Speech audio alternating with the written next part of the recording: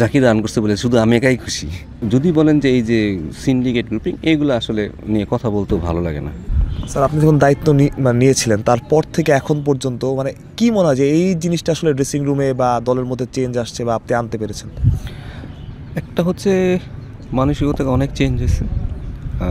আমরা অনেক সময় আগে ইন্ডিভিজুয়ালি অনেক কিছু চিন্তা করতাম, সব কিছু ইন্ডিভিজুয়াল মানে নিজের ইয়েতেই চিন্তা করতাম যে নিজেরটাই সব। ওই জায়গার থেকে ছেলেরা অনেক বেরিয়ে আসছে।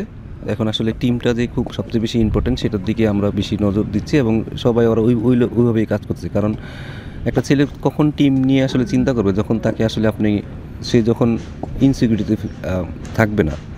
কারণ আমরা সবসময় খুব ইনসিকিউরিটিতে ভুগি যে হয়তো আমার 2 ম্যাচ পর খেললে বাদ পড়ে গেলে আবার টিম থেকে চলে যাব, তখন সে কিন্তু নিজের জন্য খেলা শুরু করে দেয়।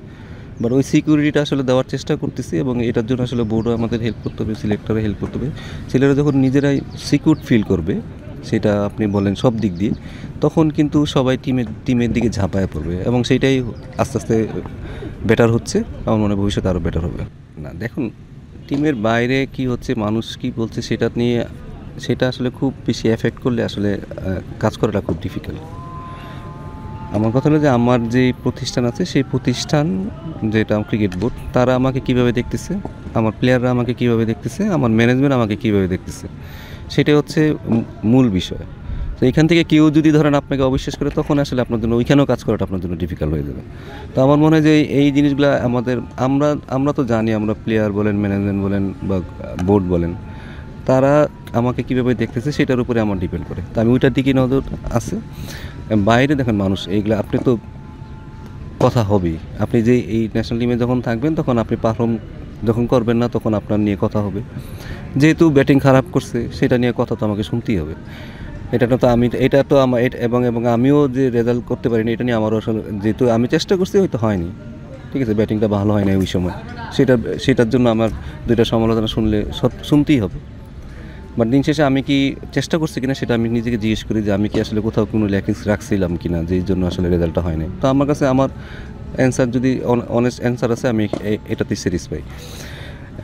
বাট যদি বলেন যে এই যে সিন্ডিকেট গ্রুপিং এইগুলো আসলে নিয়ে কথা বলতেও ভালো লাগে না। মানে কারণ দিন শেষে আপনাকে কিন্তু আমরা তো জানি যে রেজাল্ট না হলে এটা নিয়ে কথা হবে।